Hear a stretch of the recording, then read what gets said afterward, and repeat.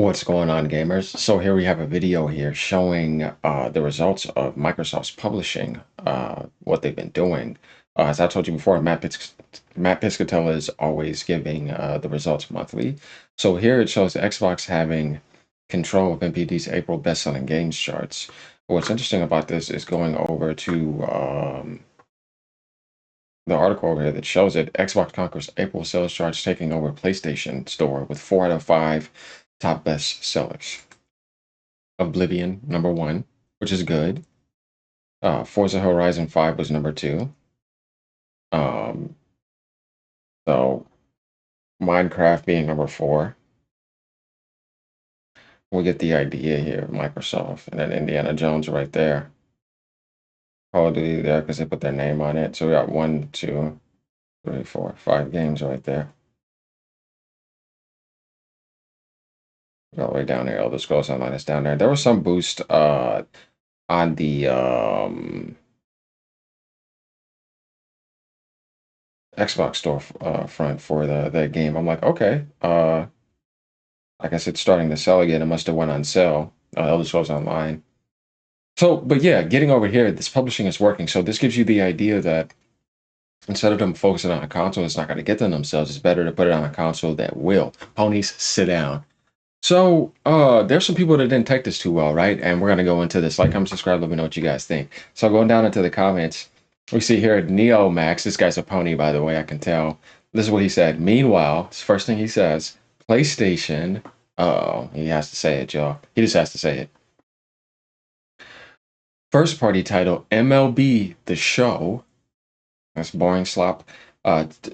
25 sits at number 3. Nah, it's actually a good baseball game. Let me not say that.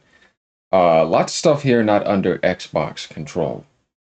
He took this personal because he said Xbox has the full control of NPD April's best-selling game charts. Now, they didn't dominate the whole thing like Nintendo does to Sony in Japan, where it's like 20 out of 20 is Switch games. I think this stuff's funny. It's happened so many times. Full sweep, it's not even funny.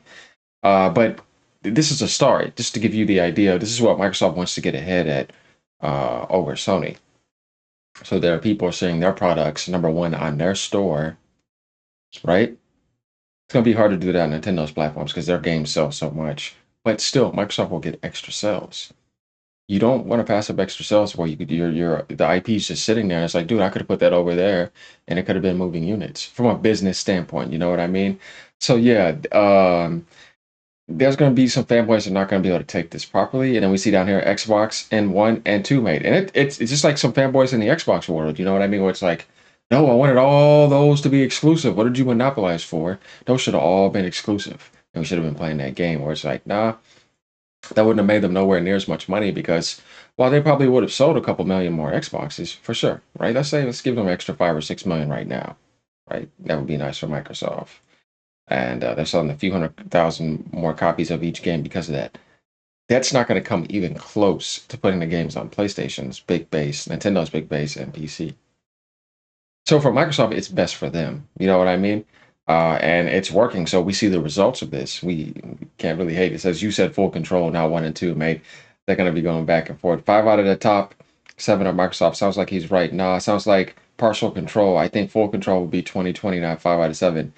Because it does to you because you're trying to push your narrative. But strange how you brought up 2 Sony games and making out that such a big deal wouldn't say that it is all going by your own logic. I don't think so. Ask any neutral, objective person and they'd agree with me. 5 out of 7 is in full control. Why would it be strange that I point out that objectively makes something false when calling it false? It's literally just supporting evidence to back up my claim. Well, he's trying to make it seem like that way, but the whole reason of him just, you know what I mean, reading it on the thread and then appearing like this, wanting to mention PlayStation, you know what I mean? It's pretty obvious. Like, come on, bro. That's what you did, man.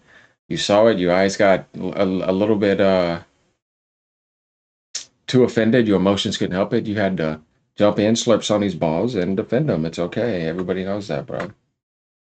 All right. So going back over here, it says in April 2025. This is where It happened, by the way. Xbox dominated US sales with Oblivion Remaster leading in 4 Xbox titles in the top 5 bestsellers. Microsoft's cross-platform strategy, including staggered PlayStation 5 release, boosted sales significantly, highlighting Xbox's growing influence on both Xbox and PlayStation platforms.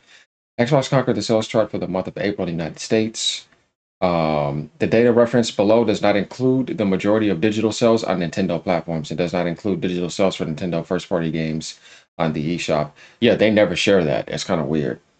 Ever since 2017, they've been telling them, can you just give us digital sales? They just don't do it. They'll just report it to you when the physical results are done. But Nintendo's the only one that does not give digital sales when their sales could look better.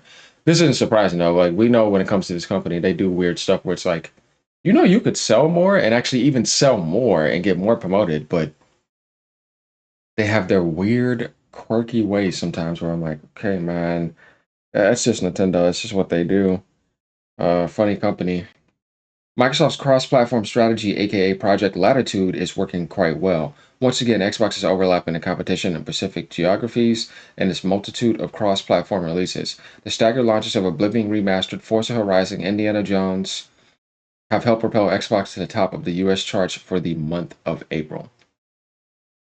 And that's what I mean. I like seeing these games, like Oblivion Remastered. Okay, that's a game I want to see topping the charts. That's good. That's better than seeing Call of Duty, Madden, FIFA, Red Dead, you know what I mean? NBA 2K, the usual zombie cycle every single year. It's like, okay, it's the same games over and over again.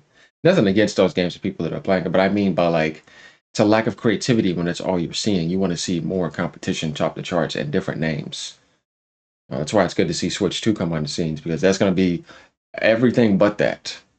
And this is what I love seeing. So yeah, let's be prepared to see the Sony games not really much top the charts because it's going to be Nintendo tearing up the charts and Microsoft tearing up the charts for publishing and Sony's publishing. I mean, they're going to put some games, on the Switch too. They're going to put some games on PC this year. So I mean, they'll be okay for as a publisher, but they're not going to be able to compete with Microsoft and Nintendo though. It's just not going to happen.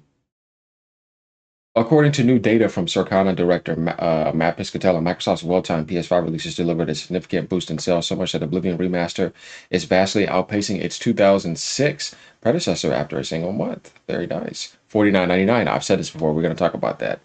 And Xbox games are once again taking up the PlayStation Store. Okay, so that's the smart thing. It's like I'm coming with a game that's going to be $49.99.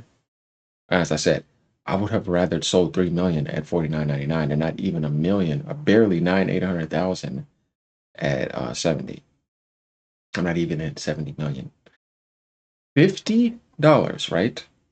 3 million copies. That's 150 million. So you sell 4 million.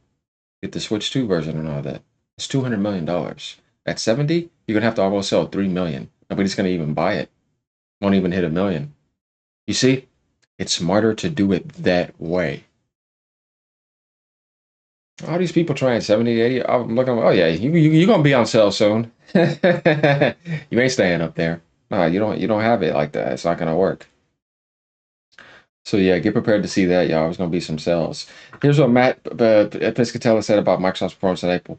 Forza Horizon 5 was the second best-selling game of April 2025 following its debut on PlayStation 5. It ranked at 42nd the month before that. So hitting the PlayStation went from 42nd to number 2. Of course. And that released first, so it had more time. And then Indiana Jones and the Great Circle also launched. The game was 118th all the way to number 6. This is a platform that buys other people's games. That's what Sony's always been good for. That's what people just don't understand. I'm like, it's not a platform like Nintendo where it's like exclusives matter. Exclusives only matter in the Nintendo world. And to a degree to Sony to hold on to it for a little bit and then they have to let it go to PC. Because it's not what moves your platform. That's shown. You can do whatever you want on PC. You're still going to sell a lot of consoles. It's the way your brand is. And you have a loyal base. Same thing with Nintendo. So that's why Sony was like, we're going to focus on monthly active users. And I was trying to tell you, that's different from Microsoft focusing on monthly active users because they don't have a big base like that. It's active. Sony already won the game against Microsoft in that sense to where it's like, I have 100 and something million monthly active users. What do I need to worry about sales for? I'm going to hit 100 million. People took that as QC. Phil Spencer was right. So Microsoft, and it's like, no, Sony's monthly active user focus, just like Nintendo's, will not be the same as Microsoft's. They're still playing the game where you still can sell hardware and sell consoles, um, sell other people's games and sell some of your games and still keep going in all those fashions. So then at that point, them trying to talk about that 680 million from the 30% tariffs and all that other stuff, they want to find a way to focus on their active base and make more money off of them. That's what they really went. That's what they really meant. You had some people pushing the wrong narrative and taking that the wrong way. Where's your monthly active base if you didn't sell? How could you have anything active if there's no foundations of people buying and supporting it? Going to PC, they had to buy the PC and the laptop. They had to buy the tablet. Everything starts with sales first, and then you can have something as a base to focus on. But they have to buy it first. Without that, there's no way around this. Even a subscription is buying something. You know what I mean? You can't escape this. So Microsoft figures out how important sales are. Do you want to push that stupid narrative, then talk about selling on other platforms? I don't think so, man. Like, think about the hypocrisy and the stupidity of saying this, guys. That it don't matter, but yet when they start selling on other platforms and see people jump through the roofs, it's like, you're an Xbox fanboy. That's okay, but just don't be a stupid Xbox fanboy and say that sales don't matter and try to push this narrative forever. And then when Microsoft starts putting their games, because I want you to be smart as a gamer, on other platforms and it's getting sales, you care about it. Yeah, you're an Xbox fanboy. And I've been telling people this forever, that there's this thing going around, people saying that sales don't matter because of how good Nintendo was doing when they first popped up with the Switch 2 aspect and Sony's selling. And then they're pushing that see, sales don't matter. But yet, when they're over here selling, well, you want to say that, yeah, do you not realize that you're telling people you are a dumb Xbox fanboy? Just don't embarrass yourself, because it shows that when you try to push that narrative, and then you talk about players and Game Pass, and then now when Microsoft's games are selling on other platforms, you jump through the roof, and some of you are going to do this without even knowing it. And then you didn't even realize that before that, you were trying to push a narrative about sales. Be careful, don't make yourself look dumb, because there's going to be some people that are going to clip you for that. I'm just saying, I'm helping you out. So, yeah, four out of the top five and 5 out of the top 7 best-selling games of the month on PlayStation platforms were published by Microsoft. This is a sign of health, of growth, of profit, of making another game. Nothing is going to be more important than sales. Maybe some things that are right next to it, but you're never going to say sales don't matter. Don't ever say that. Because the moment you say that, you make yourself look like an idiot in front of everybody. This isn't the first time that this happened, and not even the first time it happened in an April month. In April 2024, we reported that Microsoft had the best sellers on PlayStation Store, more than Sony did. This tidbit was highlighted by Microsoft CEO Satya Nadella during an earnings call with investors. We also had noticed that Microsoft had taken over the PlayStation Store pre-order charge for the tail end of March. Yeah, when they put up Forza for pre-order and Indiana Jones.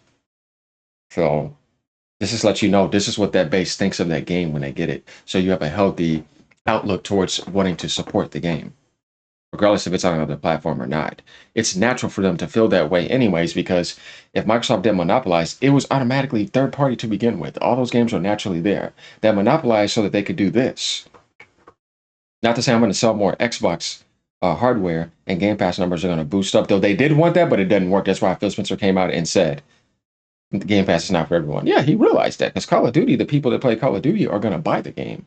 And that's probably the only game they play a year, along with maybe one other game, like a sports game or something. But you're not going to tell them to pay $20-something a month and overpay for Call of Duty over time when they can just buy it straight up. So Phil was like, yeah, it was dumb to think that getting Call of Duty and putting it on Game Pass was going to help. Like, no matter what we do, we can't sell more and get more stats on our ecosystem. You see what I mean? So, yeah, we got to branch out, and we can't play this game anymore. And since we don't want to do this again, and we know this, we might as well go for the PC and get Steam. They're doing everything they can. I mean, at the end of the day, I can't blame them for doing what they're doing. I'm still very satisfied as a gamer for experiencing my Xbox experiences this year. You know, as I told people, when I go in and click on my Xbox app, I mean, I'm heading towards 125,000 gamer score. We're almost there. I've beaten all the games that came out, every single one of them. You know, I still had a good, solid experience from Microsoft this year. And the way I look at it is, let's see if Microsoft can develop a Nintendo. No, I never thought that. I would never think that. No, they had to monopolize to get that. So I'm looking at where were you at, Microsoft, compared to where you were last year releasing these game windows? And internally, they've had internal growth. That's the best way to look at it. Like that's what's so disappointing about PlayStation because it's like internally you're not doing better than where you were in a PS4 era, first party wise. You know what I mean? And Nintendo, they're gonna be fine. I never worry about them because they don't disappoint me. They don't lay off. They don't do none of that. That's the thing I love about them. There's never a worry when it comes to video games. It's just more about like you're gonna drop the price, man. You know what I mean? But outside of that, it's they don't really have much video game issues like there are in these other worlds. You know, it's really bad. And I think we know what I'm talking about when it comes to politics, broken Unreal Engine 5 this whole generation, broken games unreleased, pronouns, layoffs, lying to you, just dumb stuff, not being honest with you about the stats. You're supposed to be more honest with people about numbers. So yeah, I just see all this anti-consumer behavior going on. It's ridiculous, man.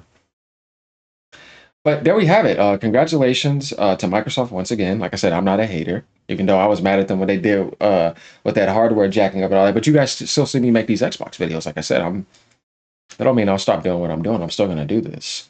So let me know what y'all think about that. Ponies, sit down. Once again, this is a route for Microsoft to make themselves look like they can get number one and look good on something. And hey, take the route. It's doing well.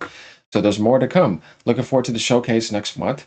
We're going to see what else they're going to announce. Expect some announcements for the Nintendo Switch 2 coming from Xbox. Oh yeah, that's going to happen too. They're going to get even more publishing power, helping each other out. And then expect more results coming to PlayStation like Gears, Halo. You know, we got Starfield. So we'll see what happens with that. All right, y'all. Peace out. Have a great day.